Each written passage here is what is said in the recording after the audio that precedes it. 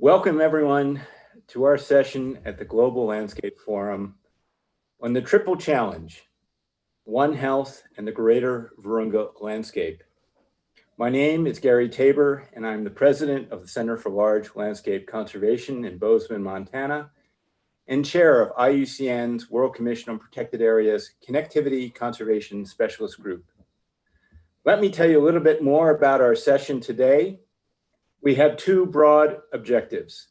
First, to share and reflect on how we can collectively respond to the triple challenge of providing food, dealing with climate, and protecting biodiversity, and what to do that we are going, and how to do this. And we're going to hear from World Wildlife Fund about a new report they have just published today.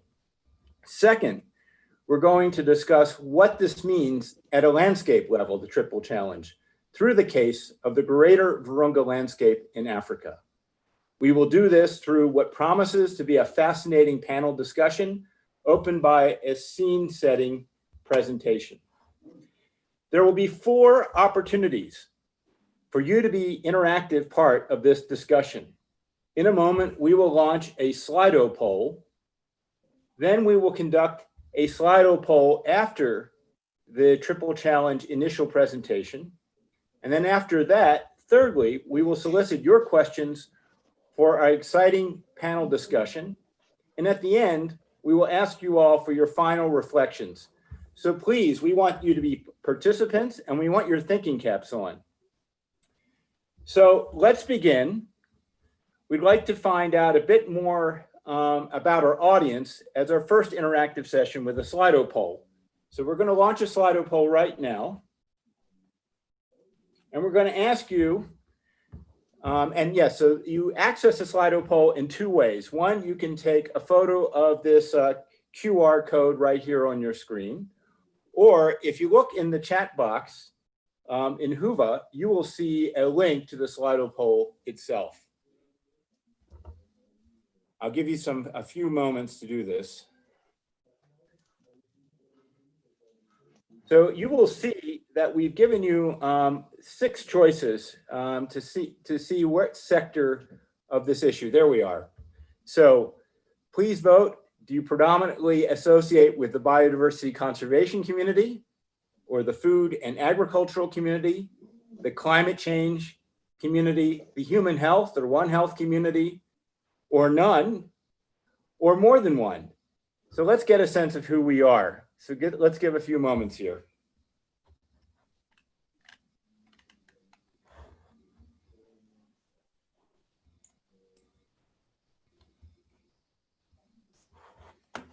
So we're talking today about why and how to take a cohesive approach to food, climate change, biodiversity, and even the health fields. So we'd like to know which sector you best fit in, and hopefully we will successfully launch and get the answers to this poll in a second. Brilliant. Well, we couldn't be more evenly distributed as a community, could we? So this is you found your audience. Oh, now biodiversity is left ahead. More than one. So biodiversity and more than one, our numbers are changing. This is going to be election night in the United States in a week.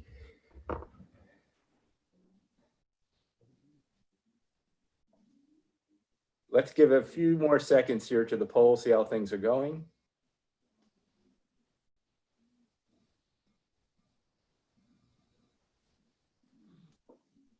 Well, as you can see, from this snapshot in time, biodiversity conservation is the primary interest of this audience as a whole.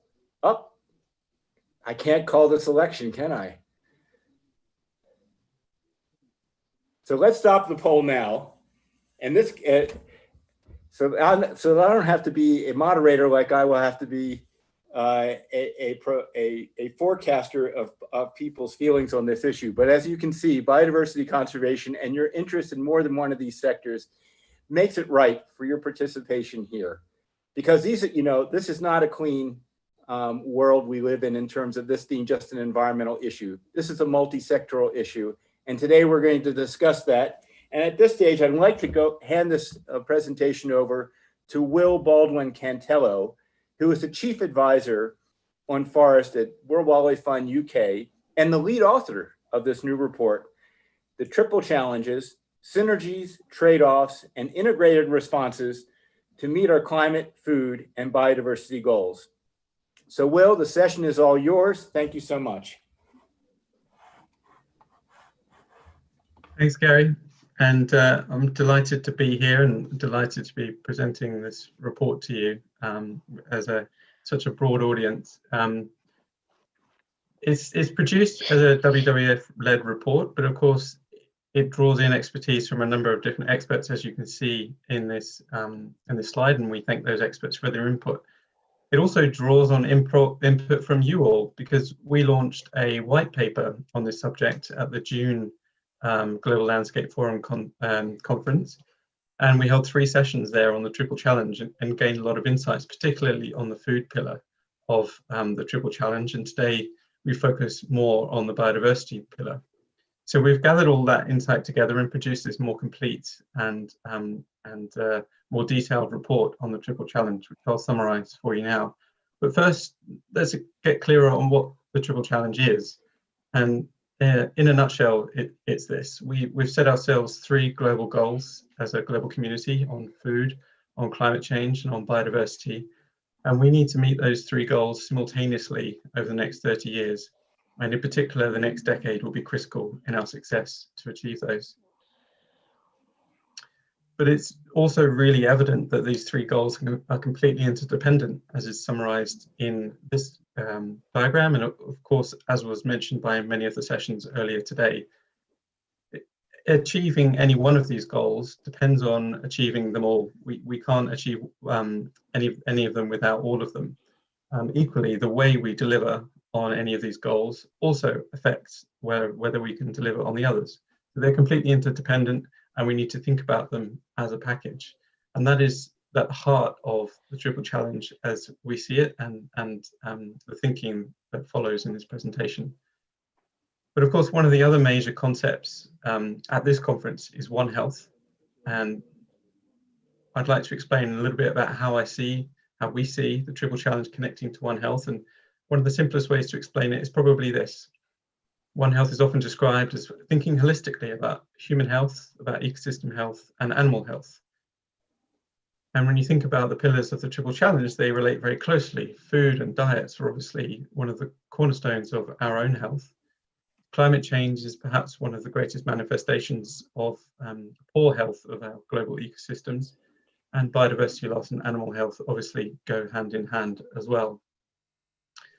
And if you think about COVID-19 in particular, the responses to COVID-19 as a pandemic that WWF and many others have argued for relate very closely to the Triple Challenge as well, around halting the conversion of ecosystems for agriculture, for example, and a different way of managing wildlife trade, and building a resilient food system, and of course, a green and clean recovery. The other thing I want to make clear before going further into discussing the findings of our report is that we haven't produced any new science here. What we've done is synthesize science that to date hasn't been connected well enough.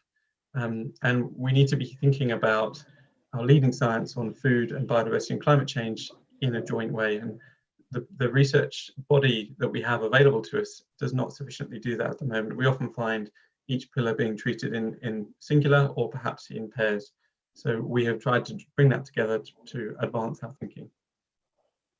And when we do that, when we think about all of the science that we've produced and those particular global assessments from IPBES, from IPCC and others, there are a set of common responses that emerge, and we highlight those as the 6 global responses that we think are most critical and the top priorities for delivering on the triple challenge.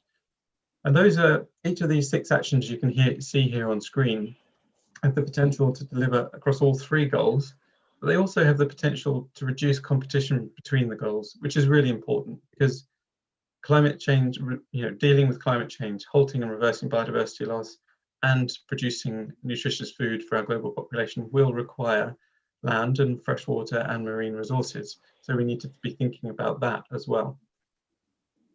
And they all sit together as an integrated package, of course, and one allows the other. For example, our deep and rapid cuts in fossil fuel emissions, action 1 here, is really essential if we're going to minimize our dependence on carbon dioxide removal strategies, which might be, in particular, the expansion of forest cover. And we've heard from another presentation earlier on how that carries potential biodiversity risks with it.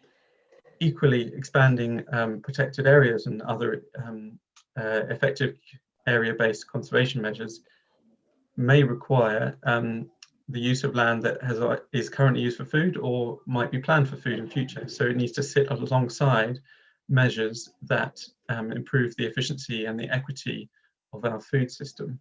So all of these 6 actions sit together collectively.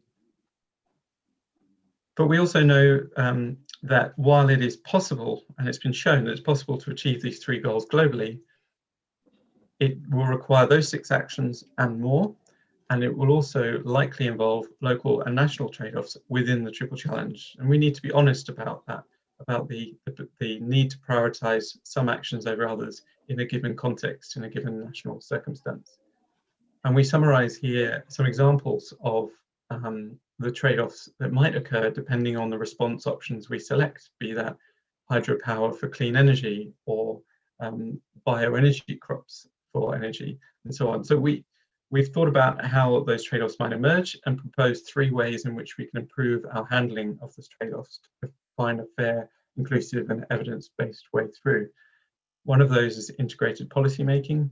The second is what we've termed triple challenge dialogues, which is really about how we bring people together to understand different trade-offs and the impacts on different parts of the community in question. And then the third is more integrated and politically relevant research, which underpins the first 2 actions. I'm not going to talk about all 3 of those now. I'm just going to focus on the first one around integrated policy. I'm going to do that because at the June session that I referred to earlier, we heard from you that this was the area that you thought had the most potential for delivering on the triple challenge. And so listening to that, we've decided to spend some energy and thought in finding out how we do that. And here are 4 steps, which are perhaps simplified for the purposes of delivering this in the time we have available, but 4 sequential steps that lead to more integrated policymaking or are essential for integrated policymaking. It's worth saying that there is a limited amount of research on how you successfully deliver integrated policymaking. And I think that reflects the fact that there are few cases that have been successful. And I think we need to also be honest about the fact that we often need and call for integrated policymaking, but very rarely has it been done successfully. So we really need to put a lot of time and effort into making sure that this is possible and understanding how we can do it. So the 4 steps we have here is very clearly a statement of intent and leadership from central government around the need for integration. The second is then reframing that policy issue in an interconnected way. And that's one of the objectives of the report that we've produced and the presentation I'm giving you now. Only then can you think about what institutional arrangements might be needed to both bring policy departments together, but also perhaps apply the scrutiny and the accountability that's needed to see that to deliver results. And then finally, then you can think about how do you change the policy instruments that exist in the food and the climate and the biodiversity spaces, or what new ones are needed. And this, I show this next section just to demonstrate that there's more detail in the report on how you might deliver on policy integration, and allow you to dive into that report if that's where you want to find more information. The last thing I'll say is that often policy integration processes are started by some kind of shock. And we take the example of the Twin Towers attack in New York, for example, which led to a very strong emphasis on integrated policymaking for homeland security objectives. But we might also ask the question, is COVID-19 a shock that we ought to use as a wake-up call for us as a global community to be thinking about these agendas more jointly? And with that in mind, I'm turning those lessons on integrated policymaking into the 2020 year of international policy and the global biodiversity framework as a particular example. We really have an unprecedented opportunity in 2021 with coincidentally now, because of the delays due to COVID-19, the food and the climate and the biodiversity summits occurring within a few months. And in preparation for that, national governments will be submitting national statements and national commitments that ought to be developed as one package. So the three commitments that are made for each summit ought to sit together as one joint policy. And then we should be expecting the summits to be reflecting that integrated approach if we are to be getting back on course to delivering on the triple challenge. Unfortunately, at the moment, if you look at the draft biodiversity framework as one of the focuses of this conference, it does not do that enough. It does not call out climate change and the food system as the major drivers of biodiversity loss. It does not integrate those into the targets and the indicators sufficiently enough. In fact, it only mentions climate change once in the whole document. Perhaps we could take one glimmer of hope from a new Leaders Pledge for Nature, which was launched in September and now has over 70 signatories from heads of state or government. And it specifically calls for an integrated approach to these policy areas. And so we need to see this now both expand from 70 leaders to very many, to 200. And we also need to see that translated into the national preparations for these summits. I'm going to leave you with one final thought here, and it might seem, given the information I've talked about and that we have heard very much over the last few days, that the threats are very significant. The need to deliver on the triple challenge is very clear. It might feel like a daunting or negative agenda, but really what we're talking about is a positive agenda. We're trying to meet three global goals, and we're trying to deliver a future where we all live in a healthy society with a stable climate and surrounded by a thriving nature. So I hope you will look up this report, read it, use it, and share it. And with that, I'll hand back to Gary.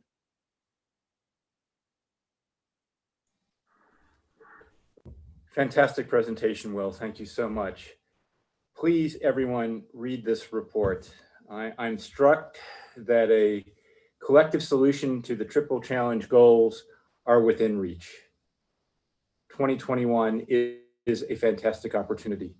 I hope there are leaders in this audience who can champion this work and help us meet these integrated goals for all our sakes. Thank you so much, Will. So now we'd like to find a little bit more about you, our audience, and take and find out what you took from the presentation. So we're going to launch another quick Slido exercise. Remember, you can take a shot of this QR code right here, or we'll have again a link in the chat. And we're going to ask you for one question. What one word, let's see if we can bring it up now. What one word sums up the main takeaway thought or idea that you have from this presentation? So please enter that in, and we'll see what kind of word cloud emerges over time. So again, what one word sums up the main takeaway or thought or idea you have from this presentation?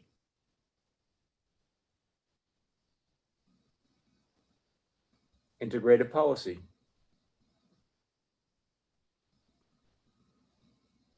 Integration. Trade-offs, challenge, synergy.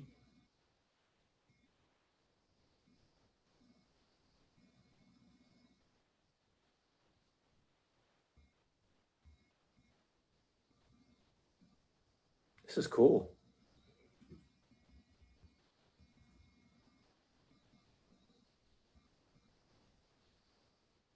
I'm sorry about the bias in English, people.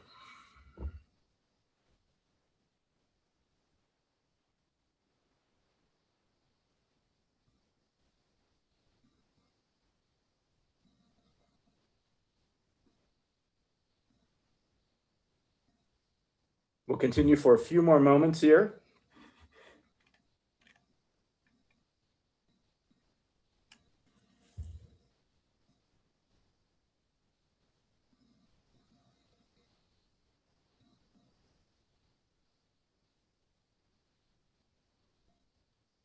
Collaboration,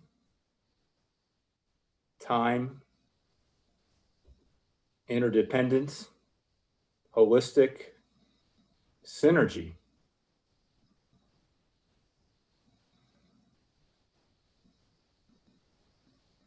So let's end the poll now if we can.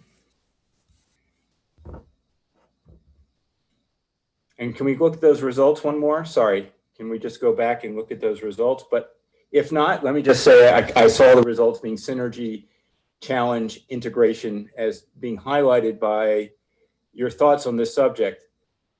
But let me say this, all those words represent what one would say this is an all hands on deck moment. We have to work together, we have to work across sectors, and we have to work in new ways. The words and thoughts that you've presented here in this poll demonstrate that we all think that this is a new way forward, that we have to save our planet. So we want to thank you for thinking like that, and thank Will and the authors of the Triple Challenge Report for putting this out there for us to do so. So now, if you will, I'd like to segue into the next portion of our session, which is how do we take this integrated approach to looking at these massive problems and apply it within the reality of a landscape context. So if you will, take a deep breath, because I want you to transition from the 30,000 foot thinking of these global goals. And I'd like to take you to a very, very special spot where people, places, and species are joined and interact in a landscape context. In Africa, along the iconic Western Rift Valley or Albertine Rift is the Greater Virunga landscape, one of the great landscapes of the planet. A landscape so scenic, so biodiverse, and so productive for humanity that it is hard to capture in a few words. A region that divides the Great Congo and Nile watershed and connects East and Central Africa across the countries of Rwanda, Uganda, and Democratic Republic of Congo. It is a mountainous region where climate change looms large, and I've seen these impacts starkly. Having stood 3 times on the summit of Mount Stanley atop the Ruwenzori Mountains, over 3 decades of my life, witnessing the dramatic receding glaciers of the fabled Mountains of the Moon. The future of the Greater Virunga landscape is at a crossroads. And in this session, we discuss the triple challenge of conserving food security, safeguarding biodiversity, and addressing climate change in one large landscape. 3 challenges that make for a One Health solution. So we are grateful now to have 5 practitioners beaming in from Africa. So excuse any kind of technical difficulties we may have, because we are talking to people in some of the least accessible areas of the planet. Beginning with an overview presentation of David Dooley as country director for WWF Uganda, and then an interactive question and answer panel discussion with 4 of the region's conservation leaders. So I'd like to begin in the language of Western Uganda, Rutoro. I'd like to welcome David. Osabiriota, David, and we love to hear your presentation. I'll turn it to you.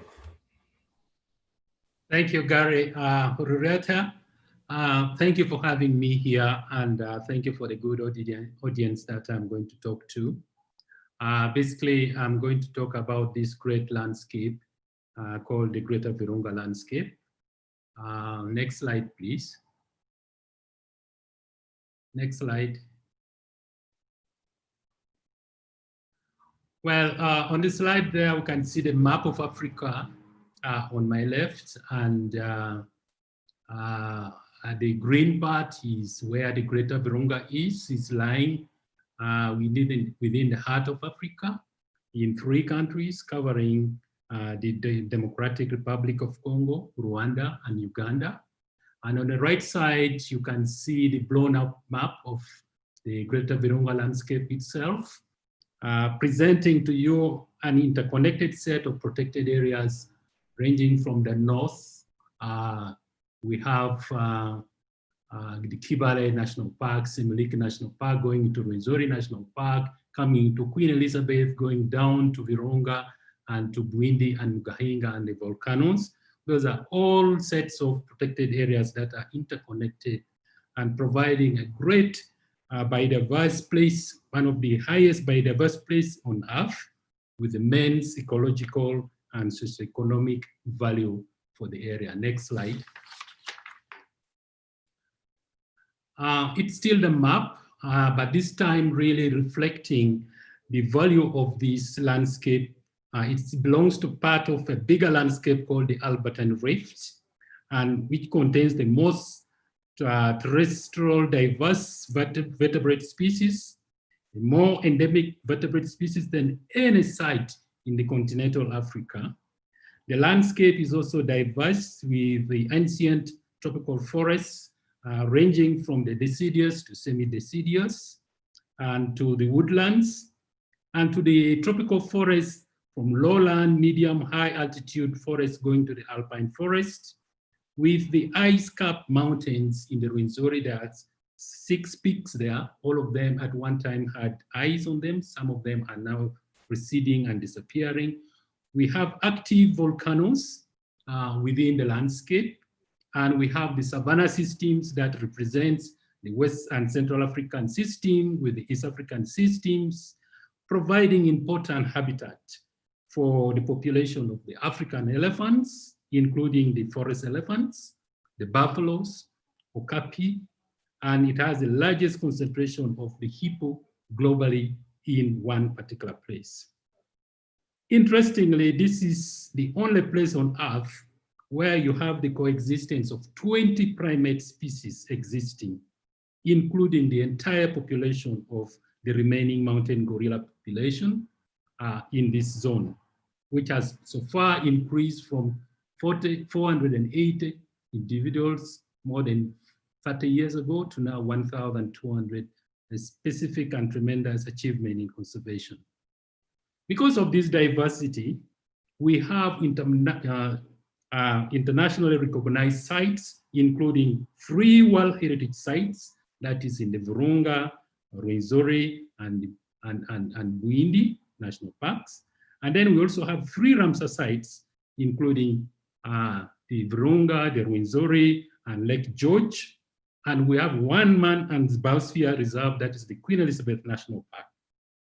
Now, the green area that you're seeing are very important areas called the key biodiversity areas. These are internationally recognized areas for persistence of the terrestrial, freshwater, and marine ecosystem as classified by IUCN. So you can see the entire landscape is really a protected area in one way or the other. Next slide.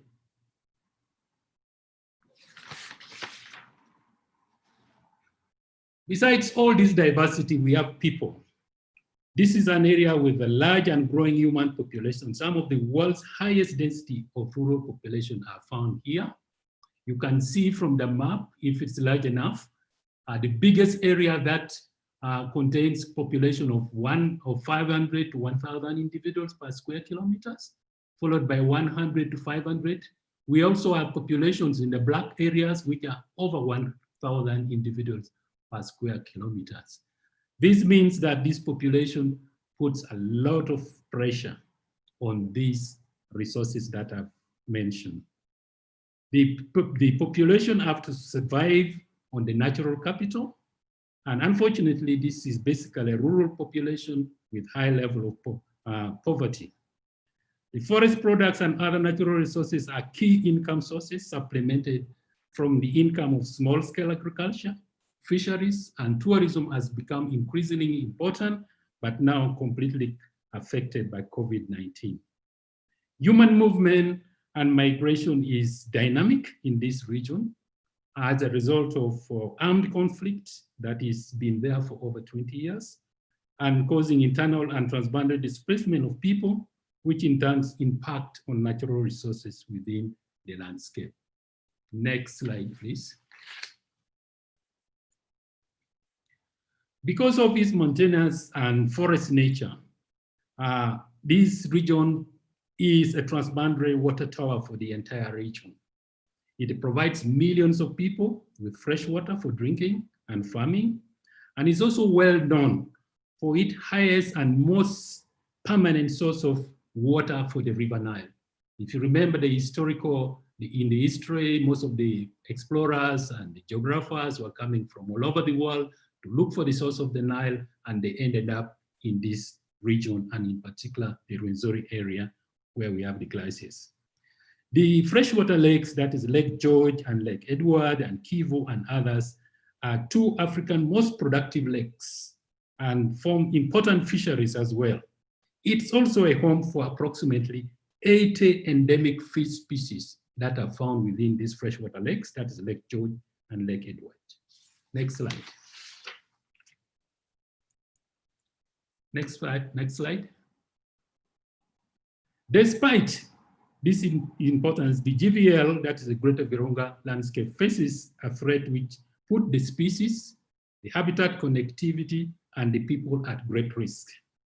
These include pressures for additional agricultural land and fresh water, for the growing rural population in need of income and food. The impact of armed conflict that I mentioned in Eastern DRC has been very eminent and displacing thousands and thousands of communities in other places, leading to unsustainable poaching, illegal trade in timber and wildlife products. And the pressure from extractive industry and associated infrastructure development for extractive is also high. I'm going to illustrate this by giving you some figures. In as far as deforestation is concerned, we have an estimated 4,466 hectares of forest loss per year in this landscape, representing a total emission of 1.2 million tons of carbon dioxide per year. This really undermines these three countries' contribution, commitment to the Paris Agreement. The forests are being degraded and leading to sedimentation of the lakes and the water sources in the Greater Virunga.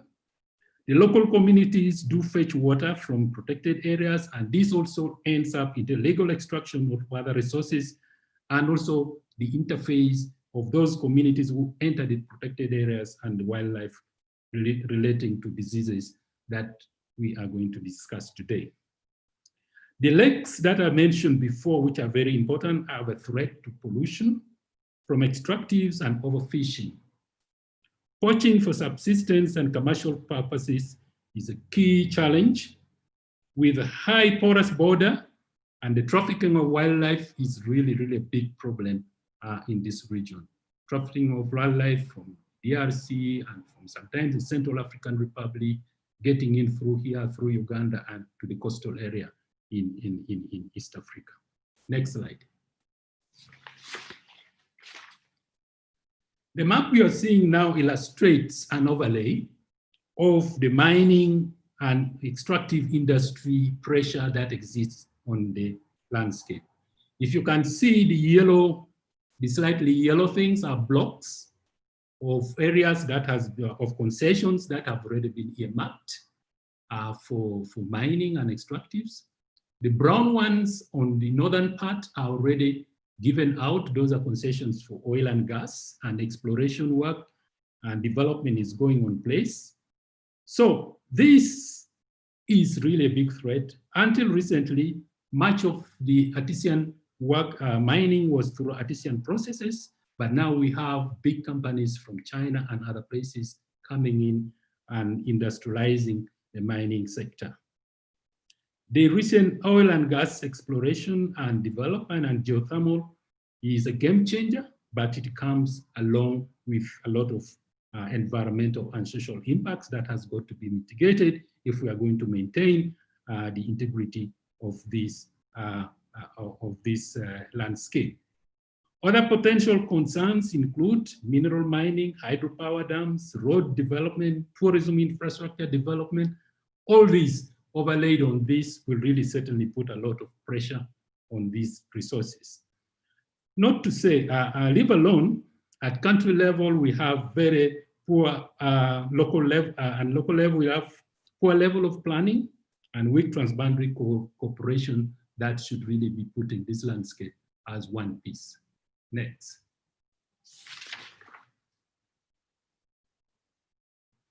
Climate change is certainly a big threat to the ecosystems and the people and the connectivity of this area. The biogeography of the landscape renders vulnerable to climate change. On the background, you can see a mountain. It should be Muhavura Mountain, which is at 4,500 meters above sea level. We have seen the movement of species. For example, the bamboo forest at heights of 2,000 meters above sea level are being invaded by broadleaf trees with their associated animals and fauna. So what will happen to the bamboo at the end of it? It will certainly disappear. It will certainly disappear with time. Increasing rainfall, as predicted by the climate models, is a big problem, leading to a lot of floods. Increasing temperatures and increasing frequency of fires are very common now. We have fires in Buindi, we have fires in Rwenzori 5 years ago, and you also know of last week there was fires in the Kilimanjaro mountain. That means these evergreen and moist ecosystems are becoming warmer and warmer. Next slide. Next slide. At the same time, the interface of the people and wildlife is really, put up a grave concern about the health of both wildlife and human beings. We have seen the zoonotic spillover of events emerging from infectious disease. For example, in this particular area, we had Ebola, which is a very contagious and with high mortality rate being here. We have the mulberry fever, which developed in Queen Elizabeth and affected some tourists 2 years ago. Examples of other zoonotic diseases that relate to this are like the HIV, which have relationship with interface of animals and eating of bushmeat. Next slide. While we have had all these challenges, both governments, agencies, and NGOs have been active in conservation and livelihood development for over 40 years in this region, as you will hear in the subsequent presentation. This work has been outside protected areas as well as inside protected areas. The effort has achieved tremendous effort. For example, I already mentioned the increasing population of the mountain gorillas, which is tremendous. We also have the governments of DRC, that is the Democratic Republic of Congo, Uganda, and Rwanda, put platforms for strategic transboundary and collaborative management of natural resources in the Greater Virunga. This has translated into an intergovernmental institution called the Greater Virunga Transboundary Collaboration, whose objectives is to facilitate collaboration on wildlife conservation, tourism development across border, and this was established through a treaty which was signed in 2015. So there's already an intergovernmental organization that is in place, working together with an array of different organizations to put in a system. However, the pressure associated with the triple challenge continue to increase, and the zoonotic spill over events like COVID-19 would require us to develop a new alternative, bold and innovative approaches. This is really why we are here today in this conference. Next slide. David, we have to move on. So can we conclude? I'm concluding. Building on the success that have been achieved and the working in close collaboration with the government and local communities, WWF is working to establish a coalition of interdisciplinary NGO working in the GVL. This would enable us to co-develop an overarching people-centered strategy with a shared vision for conservation and sustainable development that strengthen existing mechanism for strategic, transboundary, and collaborative management through government, non-government, and private sector partnership. This interdisciplinary nature of this coalition is important in the way that we have a genuine commitment that is already coming on board. Co-development and inclusivity is going to be critical, addressing the triple challenge, integrating One Health approach, and ultimately enabling impact within the Greater Virunga at a much bigger scale and more systemic level. Thank you very much. That's the end of my presentation. Thank you, David. That was a shocker of a photo to see that silverback out in the middle of the fields. I mean, space is limited. It was a fantastic overview presentation of the landscape. And as you can see, it's all about space here. Safe operating space for people, safe operating space for nature, and that space is being squeezed by climate change. So David, thank you so much for giving us an insight. And now we'd like to have it go deeper and have more perspectives on this landscape and this issue. And we're going to have 4 panelists. Now we are struggling with some technical difficulties getting one of the panelists, but the 4 we have right now are Ruth Mwizire, an environmental scientist and youth activist, Annabem Masozera, who is the director of the International Gorilla Conservation Program, Beatrice Kabahoga, who is the founder of Uplift the Rural Poor in the region, and then hopefully, if it works out with our technical systems, Chantal Shalukoma, who is the deputy director of the Virunga National Park in the Democratic Republic of Congo and working for the Democratic Republic of Congo government. So here's what we're going to do.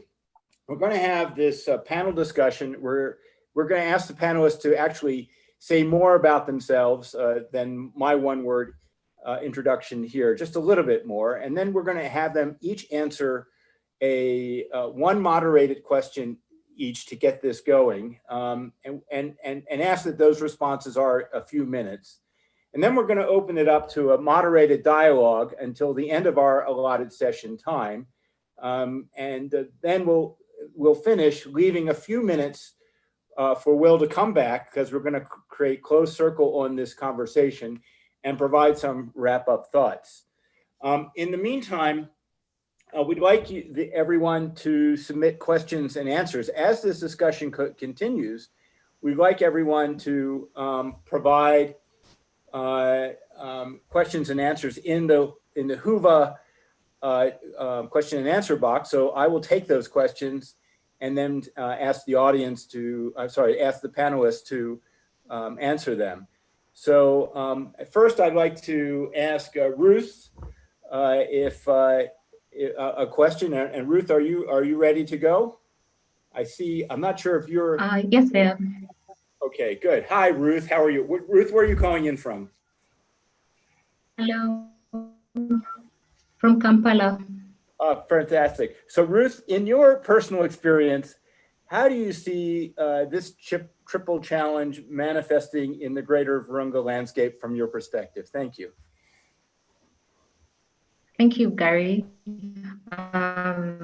My name is Ruth Mwizire. I am an environmental scientist and activist and a native of the Virunga landscape. I'm also a programs officer at InfoNile, which is a project of Water Journalists Africa. In my work as an environmental activist, I have been in many communities teaching about agroforestry and so many issues around the environment. And I think there's never been a better time than now to discuss this triple challenge. Like David said earlier, for example, in Uganda, we have 75% of our population under the age of 30. And we also have one of the highest fertility rates in the world. So that means at the rate at which we are going, in about 50 years, we shall be more than double the number that we are now.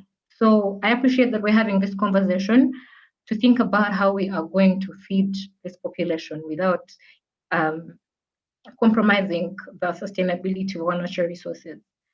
In the communities I've interacted with, one of the problems I have encountered has been the fact that most people live below the poverty line. And because of that, they look at loss of biodiversity or climate change as a far off impact. They are faced with a greater direct threat where their attention is. So one of the issues that we are going to have to address as we look at this challenge is how to get people to value biodiversity enough to look at it as something they can protect regardless of whatever is happening around, regardless of the fact that the population is going to double. So how will we have this population to look and value the biodiversity around them? This problem might not be local to the greater the Virunga landscape. Most people look at conservation as an anti-development move, especially if they're not getting a direct value, a direct monetary value from the given resource. And the opposite is true. When people are getting a direct value from biodiversity, they are encouraged to conserve it. Taking an example at the gorillas, we've seen the community, the local community, get so much employment, infrastructure development because of the gorillas.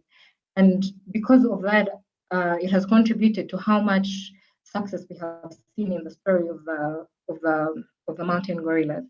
So to respond to this challenge, it will be necessary to make sure people, both the ones we have right now and the upcoming population, but it's going to be much more than us, care about biodiversity enough to protect it. So we need to harness the power of the young people, the population that we have right now, to hold their leaders accountable, because making policies is one thing, especially in Africa, and implementing those policies is another. But when you have a population that understands the impact of this challenge and are able to hold the leaders accountable, then we can be able to achieve it. So I think the main challenge as we address this challenge is how to get the population to care enough to make a change, to care enough to hold the leaders accountable regardless of the situation that is going to change, because the situation definitely will change. But how shall we feed shall we get people to feed their children without caring less about biodiversity? So the challenge is not only in the increasing population, but how we shall change the mindset of this population. Absolutely. Yeah. Absolutely. Thank you, Ruth. And I'm showing my age because when I first went to Uganda in 1981, we only had one stoplight that didn't work at the bank of Libya crossroads, and that was where Entebbe Road and Kampala Road came together. Now to think about how much the population's grown and the changes in the country, it's staggering. And you pinpoint exactly one of the key issues. I'd like to turn it to Anna to answer this question. What institutional arrangements could best enable a integrated or joined up approach to the triple challenge in the Greater Virunga landscape? Anna? Thank you, Gary, and thank you for the invitation to participate in such an exciting conversation. Hey, Anna, can you raise your volume on your and I'm not sure if I'm the only one who hears you in a low volume, sorry. I think this might help. Okay, thank you, Gary. So again, really thrilled to be here. I'm joining from Kigali in Rwanda. And as was mentioned by David Dooley, we have a lot to work with in this landscape as it relates to institutional frameworks, and as it relates to transboundary policy forums. So we can take a look at this long history as inspiration to tackling the triple challenge. In the early days, transboundary collaboration was championed and led by conservation civil society organizations, Albertine Rift Conservation Society, Wildlife Conservation Society, and the coalition program I now lead, the International Gorilla Conservation Program. But over time, and it did take quite a bit of time, a more complex politically led framework was established focused on wildlife conservation and tourism development. And that framework is the intergovernmental Greater Virunga transboundary collaboration that David mentioned. So one important thing to note, while largely born on the promise and delivery of mountain gorilla tourism as a source of foreign income and a driver for economic growth, political will was also built through thoughtful leadership at all levels, a sense of shared responsibility to the mountain gorilla as central to local, national, and regional identity.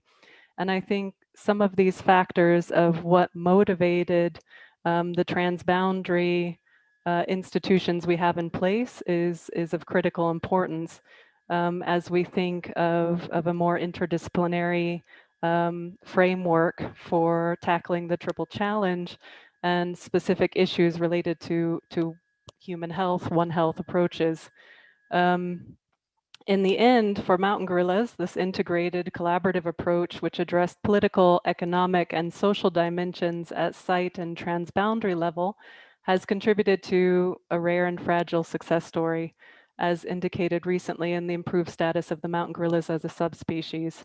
And 30 or 40 years ago, that was not believed to be a reality that we would be in today. So that's an incredible challenge overcome in difficult circumstances. So a few more reflections on addressing the triple challenge, especially as it relates to matching practicalities with aspirations.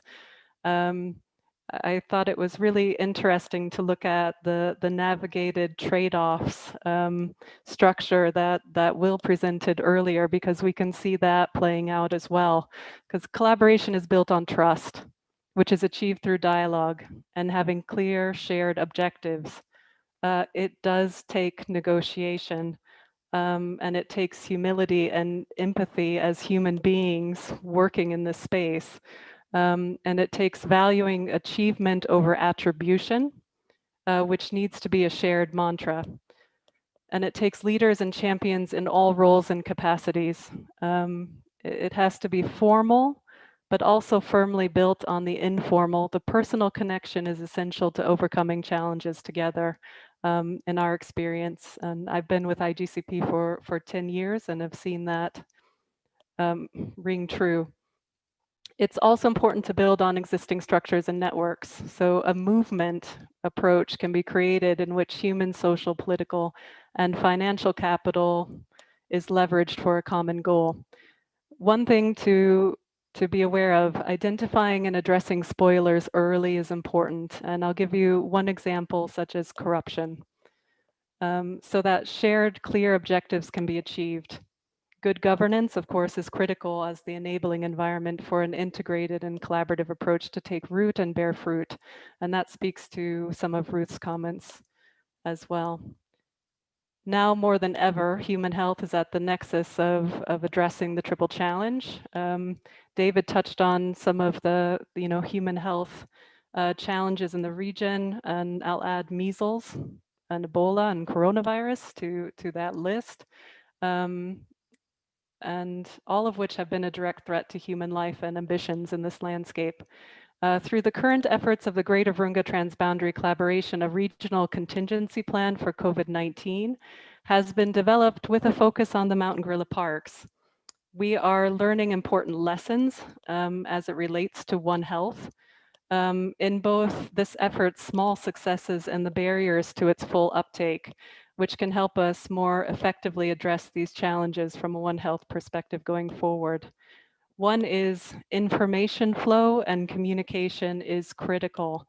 We need to embrace new ways of doing this and invest more strategically, especially in the human resources to drive these functions in order to optimize their value toward objectives. Two is that we need to challenge our assumptions frequently and robustly and be ready and willing to do that. So that way a course correction can be identified and taken early on. Further, a critical assumption is that our interests are shared and interconnected, but we routinely fail to really take the time to assess and articulate these in meaningful and sufficient ways. So in short, mountain gorilla conservation is a success story, but it in isolation is not a long-term solution. If we don't address the triple challenges in the broader landscape through building and establishing more interdisciplinary institutions and robust collaborations meant to last, we cannot sustain this fragile success for future generations. Thank you. Thank you, Anna. Beatrice, are you there? And I'd like to Yes. Beatrice, nice to see you.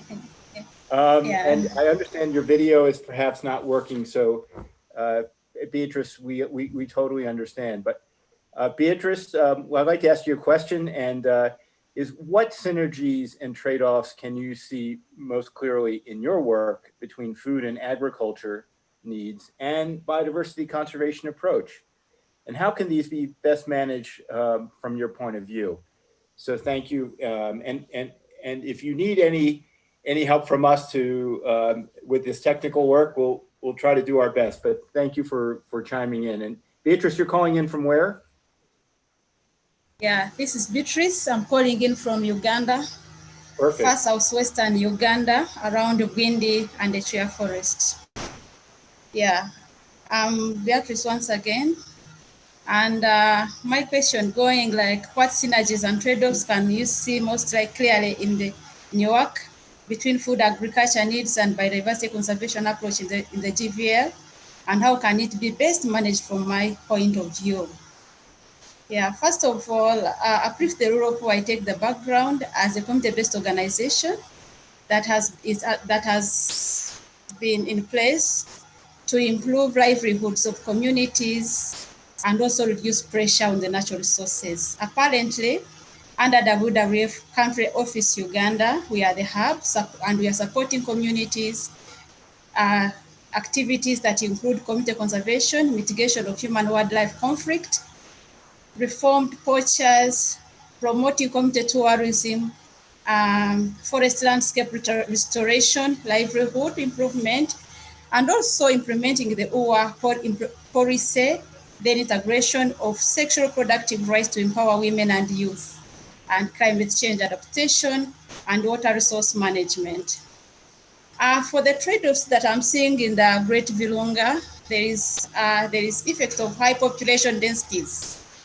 And the population is growing too big, and you realize that we are between 500 to 1,000 persons per kilometer, and there is visible intensification of land of agriculture around the PS, and sometimes no buffer zone are seen, and no more forest and private lands on private lands.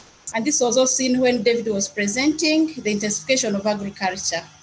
Then in the landscape, there is also high level of unemployment rates among the youth, and realize that youth make almost over 70% of the population within the landscape, and more than over 90% are unemployed, illiterate, and some level they are always forced into arranged marriages. And what else? They resort to poaching for survival. There is also climate change that often is manifesting as prolonged droughts and floods.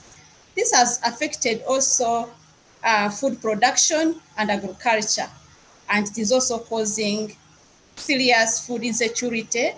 And the most affected in this area are the youth, women, and we have what we call the indigenous people, the Batwa, who are typically forest dependents. And this has also accelerated encroachment on forest and water resources for better agriculture conditions. You find people are encroaching even in farm, in the wetlands. There's also increased human-wildlife conflicts within the area from the protected area, where wildlife from the protected areas destroy community gardens and causing a lot of food loss. And also now what people do, they revenge on the wildlife. And when I go for the synergies in food, agriculture, and biodiversity conservation, I think we have to adopt intensive agriculture on high value crops like vegetables, using less land and produce more to reduce rates of habitat loss and encroachment on water resources. Then we are looking at strengthening partnerships with organizations most involved with women and youth to empower them to match the population with the resources. Scale up agriculture certification schemes to reduce negative impacts on food production of nature. That is, we think that if people get certifications or agencies, depending on producing food that is not hazard to environment or to nature, then we'll be creating some synergies of protecting our nature and also producing food. We have penetration.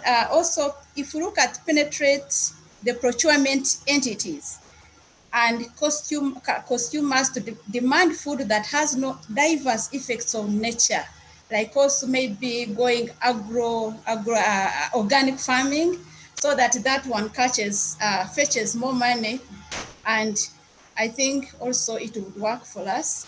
Then there is support non-consumer, like non-conservative approaches such as tourism, of which it increases food markets demand in conservation areas. That then it would be motivating communities adjacent to the park, to the PAs, farming foods towards markets, and agro-tourism as alternative enterprises.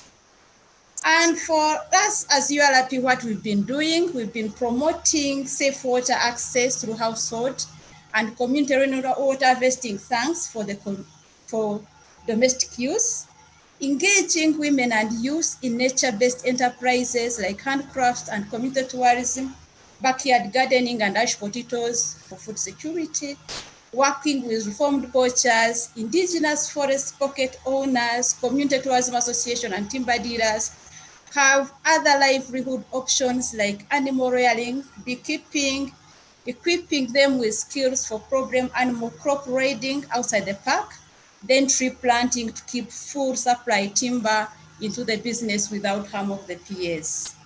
And also we are partnering with Reproductive Health Uganda in promoting sexual rights in the VGL to mitigate the population.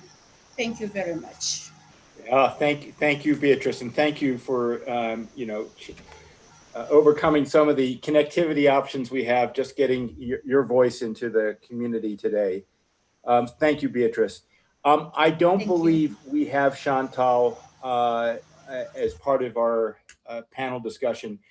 I do want to say that it's indicative. I just want to speak on behalf of Chantal Shalukoma, who's Deputy Director of Virunga National Park.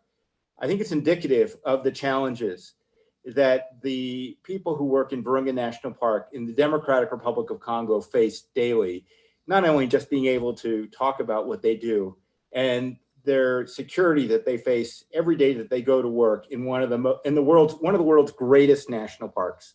If you've never been there, you should read stories about Virunga. You should watch the movie Virunga. It is an incredible area of the world. I think, folks like Chantal have to be applauded. They are the vanguard for conservation in that part of the world, dealing with the triple challenge every day with their life on the line. So I apologize for Chantal not being here, but I don't want to, miss this moment in not recognizing, because she should be recognized and all her colleagues should be, for the incredible work that they do in the Democratic Republic of Congo. So that much said, we're going to open it up now for open questions, and we've been getting some questions in the question and answer box. So I will put these to our three panelists. And David, you do not have to be anonymous here. In having set this stage up, you're welcome to join in on answering the questions too. So the first question I'd like to point out is, because we were going to ask Chantal about the Ebola outbreak in Beni. You may have heard of this. I mean, they face a lot of things, and they're facing Ebola as well in Eastern DRC. But in this presentation, Will did begin with in saying that COVID-19 might be a trigger for policymakers to do a better job of integrating their actions. And what do you guys think about this from your perspective? How is COVID-19 or these other, major spillover events like Ebola, changing mindsets or policies or practices where you are? And let me call on, Anna, can you start with that one? Yeah, no, thank you. And I think, not being from this region, I think it's important to, put different lenses of perspective on this. So I think just to note that in this region, there's already a lot of discussion and dialogue moving in this direction. There was already this recognition that, the climate is changing. It is impacting people's lives directly on a day-to-day basis. So just to say that, there's a lot of really exciting policy elements that could be looked at from this region for inspiration elsewhere, which is quite different from the European and Western perceptions about these issues. So I just wanted to add that before maybe another colleague joins in. Beatrice or Ruth?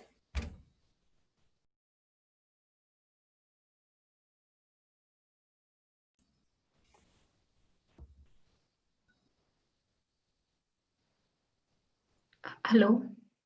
Yes, Ruth. I think COVID-19 has brought so many issues, and one of them being putting a halt to tourism. I think more than ever, people have seen the value of the things they've taken for granted for so long. So personally, I've interacted with people who have been tour guides, who have been in the community where business was booming when tourism was open. But because of COVID-19, when tourism closed, people saw what could happen if actually tourism stopped. So much as it is something bad, I think part of the population has seen the value of biodiversity, of the mountain gorilla. I'm talking about the mountain gorilla because the people I have interacted with, the people from Kisoro whose businesses have been depending on tourism. So in some way, people have woken up to see that actually the things they have taken for granted for so long are things that have been sustaining them. David, did you want to add? I see you're Yes, COVID-19 has really opened the eyes of the public and also of governments and a number of institutions and partners about the link between environmental degradation and evolution of some diseases that originally or initially were not known to be diseases that affect people. So the link between the degradation of environment and the frequency at which these diseases are now coming on and affecting our population in Africa and other parts of the world now is beginning to shed a new approach on looking at the environment as an asset that is important for the health of the community, and that has got to be preserved. And as a result, we find ourselves now beginning to work with partners that initially we were not thinking of ever working with. The health institutions are now coming on board. We are now getting to the fabrics of the community by using churches and having memorandum of understanding with the church leaders to put in their sermons and preaching the issue of the environment that initially we were just focusing with our like-minded organization. It has opened our eyes that you cannot achieve much until when you get into the population with this correct information and let people know and change behavior, change practice, and begin to respect the environment from a different angle for the purpose of life, for provision of food, provision of health, provision of water, and even our campaigns on plastics, which initially was not being taken up very seriously. Now we talk about it and relate it to what it may affect the health and weaken up the body immunity and expose you to some of these zoonotic diseases at a different scale. So even we are looking at changing the way we do our budgetings and do our work out. For example, the type of meeting that we are having now, it's now being rolled, and it's a common way of working now, rather than having, spent a lot of money on transportation, on staying in hotels for big workshops. So all these are really now beginning to even channel our thinking to a different level of how to do things better, with better efficiency and effectiveness, without necessarily endangering the population. That's what I can add on. Getting better ways of doing things, and also aware that COVID-19 is certainly not going to disappear. It's gonna be with us just as like other diseases in time to come. So we need to adapt. And the importance of nature, and the saying that, nature can do without you, but you cannot do without nature, is now really something that everybody understands. Over. That's great. Thank you, David. Beatrice, I mean, Yes. often, with these epidemics and pandemics, the poor are the ones who are most disadvantaged and disproportionately feel the pain of these things. Is this what you're seeing? Yeah. Hello, are you hearing me? Yes, we are. Just speak a little louder. Yes, yeah, yes, yeah. Now, also where I'm working now, we have seen the effects, and we are seeing people changing attitudes, and majorly people around Bwindi and Gahinga, we are sorely depending on tourism, and now we are seeing them shifting to agriculture, because they are finding that that's where their source of livelihood is.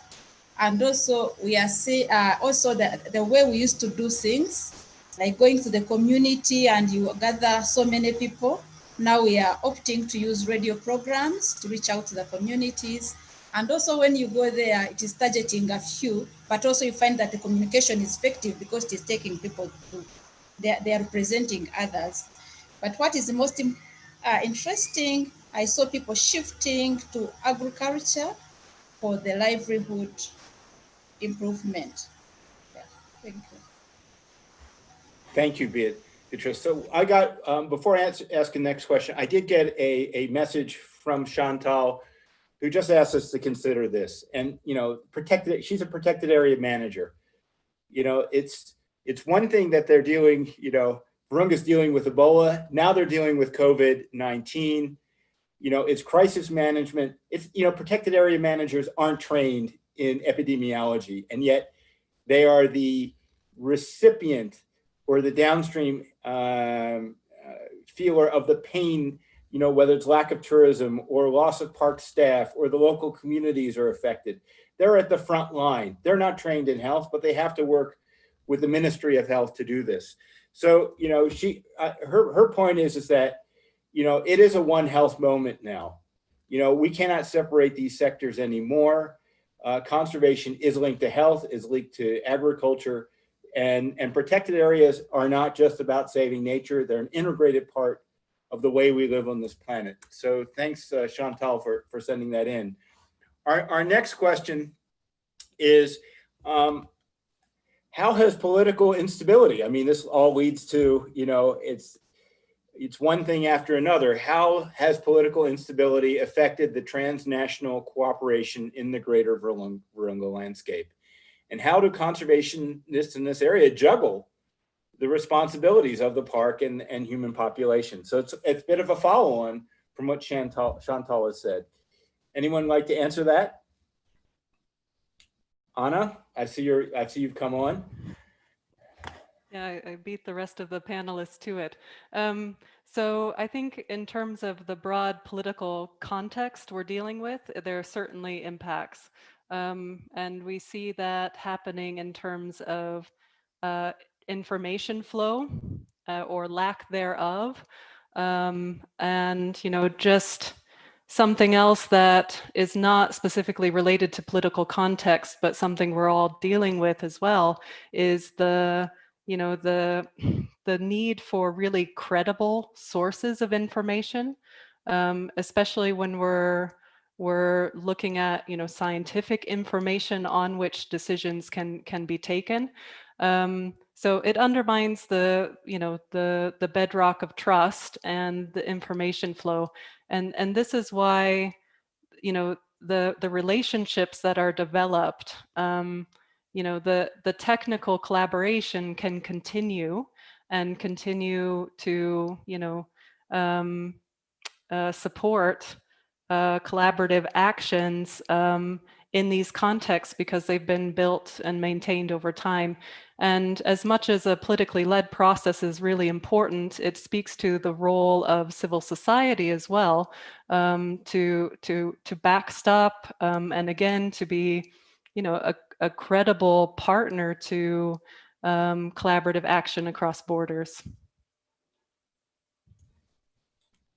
Ruth, Beatrice, David, any response?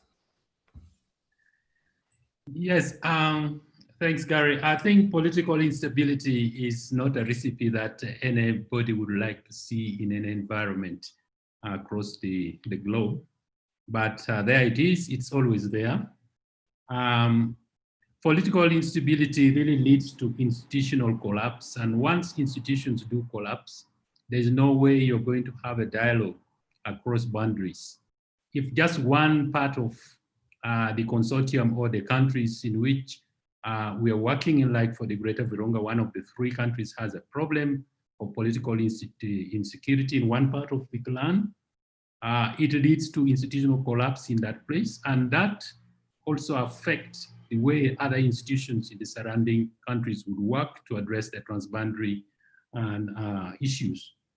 So once the institutions do collapse, it's not left in a vacuum. Some kind of fill up is done through an informal arrangement. And this informal arrangement can be out of the faction of those political impact of those political instability. For example, in some parts of the Eastern DRC, we had warlords who were really in control of part of the protected areas, and they were the ones giving out licenses for timber cutting, for example, illegal timber cutting, wildlife trafficking. So, if such a thing is happening at a transboundary level, there's no way the other surrounding countries can be at peace. The governance issue, I think, is also what I'm touching on. Governance will certainly disappear and things will be taken in the hands. The wildlife are the first targets to suffer because then it's an easy target in terms of food, in terms of economic development, economic benefits, which is illegal. The wildlife traffickers from other countries or from other parts of the world will come in, and they will be very difficult. It would be very difficult to control this. And of course, communication and information flow that Anna has said is very important. There is no way you can manage an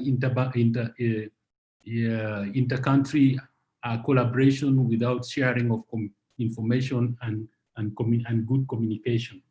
Loss of life is really quite a critical thing. We've seen the control of zoonotic diseases become very, very difficult. We have heard of situations where during the Ebola case, some of the centers are really being invaded, and the myth created that this is a disease that it doesn't exist. It is just a propaganda to control us. And they go to the centers and the patients are all distributed, some of them killed, the medical people killed, the volunteers killed. And this kind of thing doesn't work and doesn't bring any development, doesn't bring any institutional collaboration between the different frontiers or in a transboundary arrangement. Of course, the economic factors is there for the poor one. They have to leave their places, they have to move to places of safety, and they have to transport these problems to other places, and you need really resources to cater for that, internal displacement. And of course, we now see, even at international level, some of this political instability leading to mass migration to countries which otherwise would not have faced this kind of impact. They are facing it. We had our budgets the last year cut by 25% from our donors because they have really to cater for the immigrants which are moving from different parts of the world and affecting their own budgets. So it's not something desirable. It's something that affects health, affect food production, affect all sorts of ways of living, which is not desirable. Over. Thank you, David. I mean, look, I mean, if these are really, this is very serious business here. Ruth, I mean, with 70% and Beatrice, with 70% of Uganda's and the region's population, you know, youthful, I mean, youth needs hope. Where's the hope? You know, how do we instill hope, you know, with our young people, given these really stark challenges? Ruth? Yeah. I think the young people can be given hope given these challenges by encouraging them to interact more with nature. Because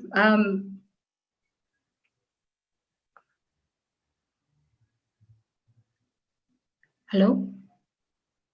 Yeah, you're there, Ruth. You're Hello? there. Yeah, you're. Yes. The young people could hope from interaction. What is lacking is the action. I think hope is all around us. When you look at the little success stories, they give us hope. Looking at the recent baby boom for gorillas in Uganda, that is enough hope to know that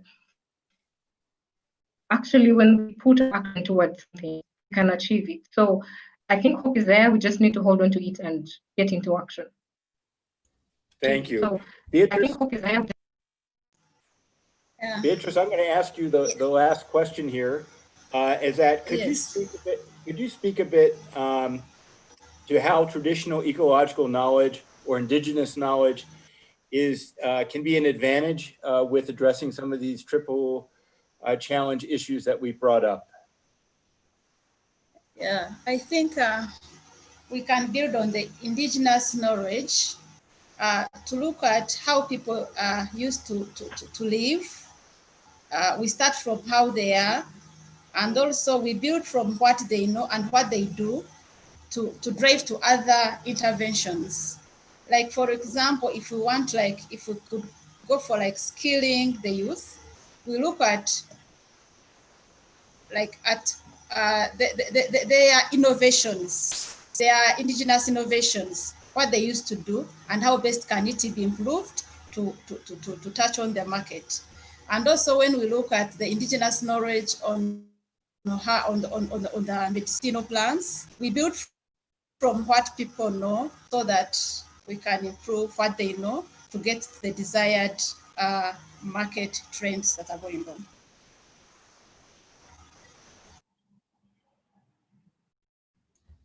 That's great. So let me just step back here before ending. Ruth, please, Ruth, I forgot. Could you comment too about indigenous knowledge, please? Yes, thank you. I think one of the things we need really to put at the forefront is indigenous knowledge. However, the challenge is that most of the indigenous knowledge is not documented. So documenting this knowledge would be a huge step towards using it to achieve this goal. The problem is that most of the people that have this knowledge may be illiterate or are unable to pass it on in the modern way of writing. However, I think the media should take it upon themselves to make documentaries out of this, to make sure that this information is passed on to the next generation.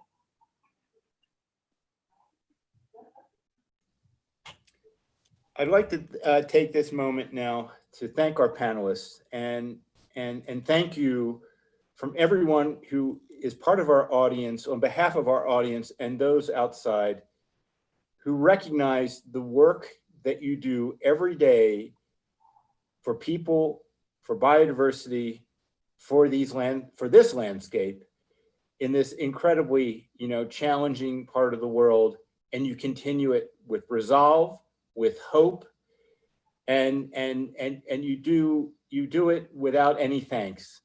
But from all of us, we thank you on this. So I'm going to turn this back to Will to summarize and bring us home, if you will, is that we've seen Triple Challenge from the integrated policy approach. We've heard about Triple Challenge from practitioners on the ground. You all said about this has to be integrated. We have to have this conversation. Anna brought up about trust.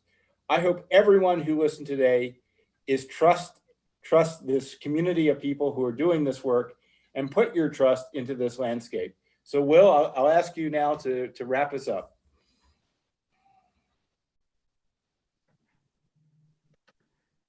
Hi, Gary, and thanks everyone. What a rich discussion we've had, and just such a shame that we couldn't have Chantal on the line in person. I have taken 10 main points from our conversation, which will be insufficient to convey its richness, but I'll go through them really quickly. But what I will say is I obviously haven't captured all the key learning points here, and up on the screen now, you'll see our Slido QR code again. And we'd love you to go into Slido and share we have one last question for you, which is about sharing your key learning points from the session, which would be great to hear and for us to take away. So please do that. The key point I think that I would start with is we heard how the Greater Virunga landscape exemplifies the Triple Challenge and the One Health challenge. And at the same time, so in terms of the challenges in that landscape, but at the same time, it also has many lessons to learn to the rest of the world, because they have had to deal in that landscape, the people and organizations there have had to deal with this kind of integrated challenge for some time.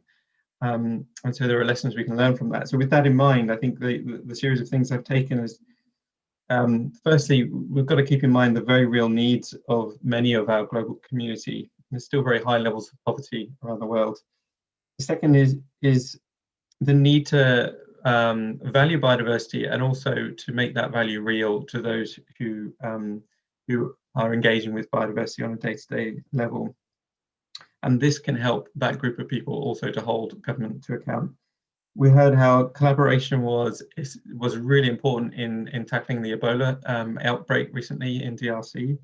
And we also heard how collaboration needs to be built on trust, and that takes dialogue. And it might also mean that we need to value achievement over attribution and be building formal collaboration, but with a basis of informal connections.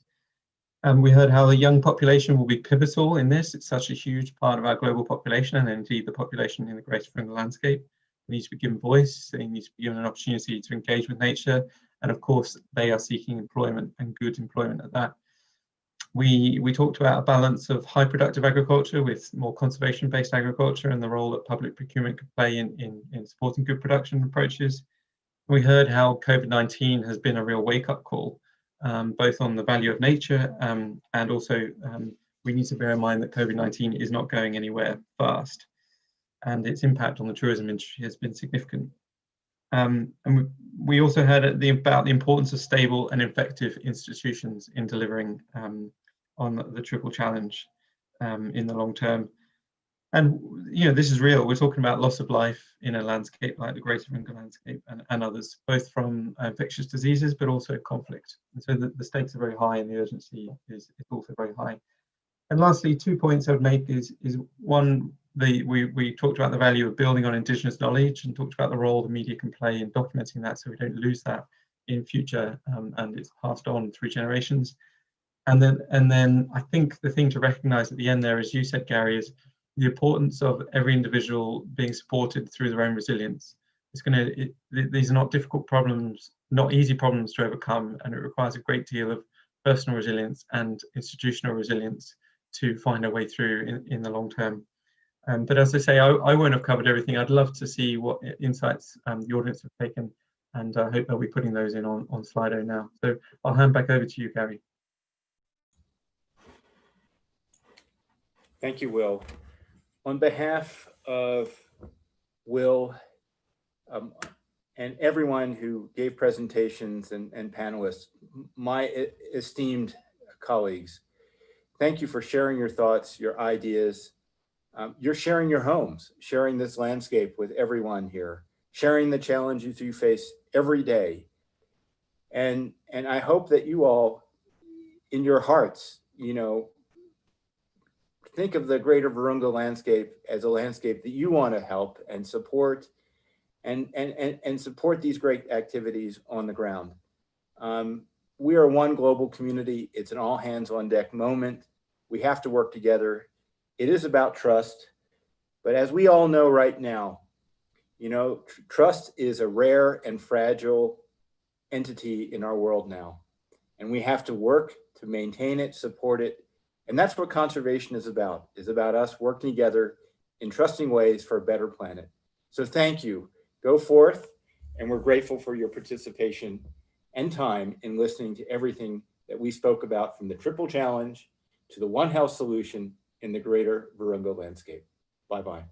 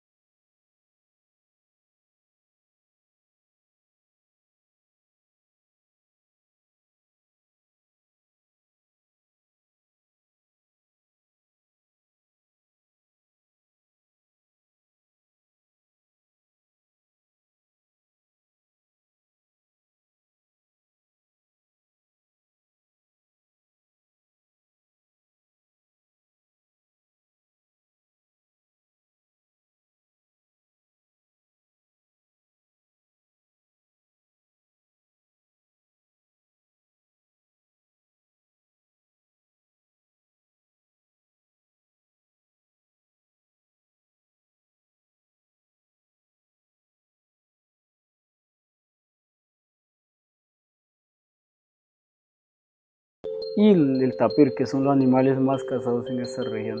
Y entonces, ¿qué se ha hecho esto? Entonces se ve aquí la cantidad de los animales que se cazó el mes de enero. Entonces los rosados son la cantidad de animales que los rosas son animales del pecarí, sería hembra, y entonces el azul sería machos. Entonces estas son la cantidad de lo que se ha cazado durante todos estos 4 meses del año. Lo verde que se ve aquí son las crías de los animales. Entonces por accidente se ha cazado una cría. Entonces como es cría, entonces no se deja por fuera, sino también se monitorea eso para sacar un balance durante todo el año.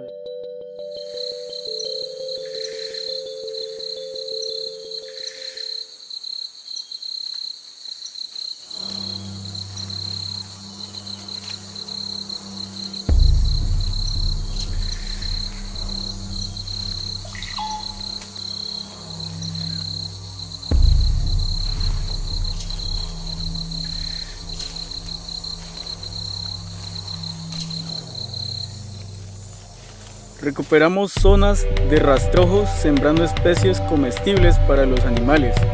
Cuidamos los pepiaderos, los salados y recuperamos los aguajales.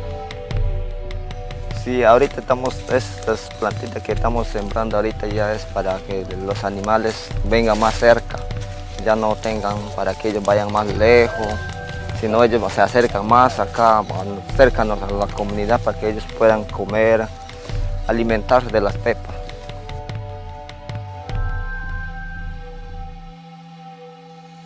Queremos conocer la situación de seguridad alimentaria en nuestras comunidades. Para eso solicitamos datos a la Secretaría de Salud sobre la realidad nutricional de los nuestros y trabajamos la cultura alimentaria en los colegios. La propuesta que nosotros tenemos es de que en vez que nos traigan pollos del Brasil o de Leticia o del Perú, que nos traigan huevos o alguna cosa de lo que van a consumir los niños, más bien que ese cazador que en esta comunidad sea el beneficiario de suministrar la carne de monte. Eso es uno de los puntos que nosotros queremos.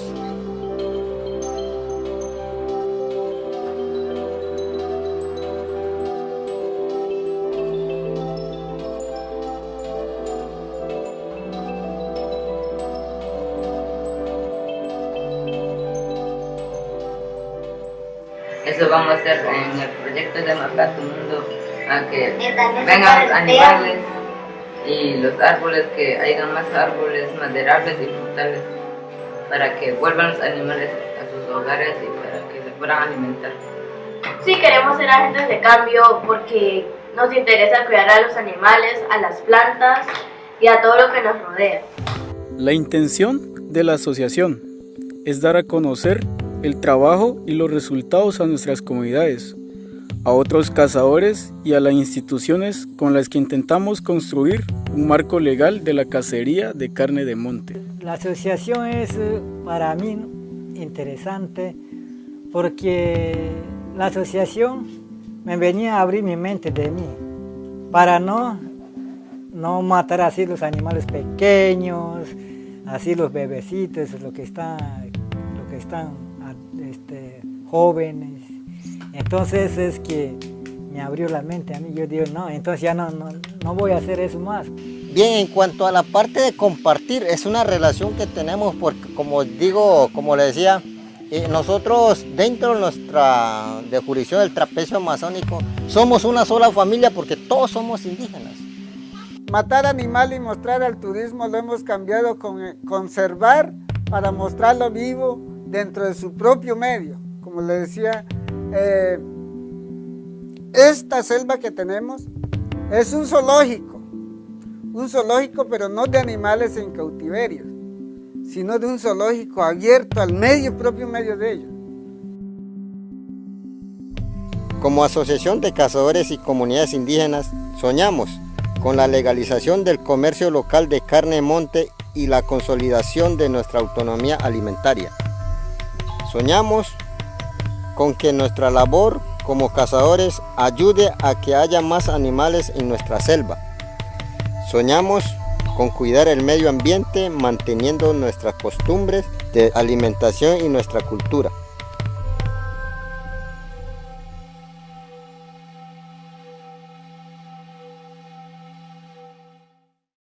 Voy a cantar, como dicen, saludándoles para que ustedes ya sepan, saludándoles, que me siento feliz, estoy muy contento con ustedes al venir ustedes a hacerme esa pregunta.